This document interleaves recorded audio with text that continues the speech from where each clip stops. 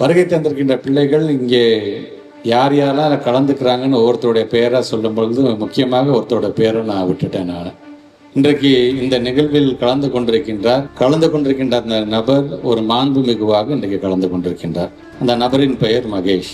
இந்த மகேஷ் என்கின்ற இந்த சிறப்பு விருந்தினர் யார்? இவர் பள்ளிக்கூடத்துக்கு செல்லும் பொழுது ஒரு பய உணர்வோடு, சனி ஞாயிறு முடிஞ்சிச்சு, திங்கட்கிழமை பள்ளிக்கூடத்துக்கு போறோமா, இன்னைக்கு நான் வகுப்பு பாடத்தை எழுதிட்டோமா, அங்க போனதுக்கு பிறகு அங்க டீச்சர் பாடம் நடத்தும் பொழுது நம்ம டீச்சரோட கண்ணை பார்த்துட்டா நம்ம டக்குன்னு பார்த்து எந்திரி இந்த பதில் இதுக்கான கேள்விக்கான பதில் சொல்லுன்னு சொல்லிடாருன்னு கீழே குனிஞ்சு பார்க்கறது, டீச்சர் பார்க்கும் போது நம்ம பார்க்காத மாதிரி இருக்கிறது. இப்படி உங்களுக்கெல்லாம் என்ன ஒரு உணர்வு இருந்ததோ ஒரு காலத்தில், அப்படிப்பட்ட ஒரு உணர்வோடு இருந்த பையன் தான் அந்த மகேஷ். இது கொஞ்சம் கொஞ்சமா காலம் கடக்க இந்த மாதிரி வெக்கப்பட்டுட்டு, கூச்சப்பட்டுட்டு, தயக்கப்பட்டுட்டு நாம இருந்தோம் என்று சொன்னால் நமக்கான சந்தேகத்தை யார் தீர்த்து வைப்பார்? அல்ல ஒட்டுமொத்தமாக நமக்கு பாடம் நடத்தக்கூடிய டீச்சர்ஸ் மட்டும்தான் பாடம் நடத்தும் பொழுதெல்லாம் மறக்காம நம்மளை பார்த்து கேட்கறது, புரியுதா, நான் சொன்னது புரிஞ்சிச்சா அப்படின்னு கேட்கக்கூடியவங்க.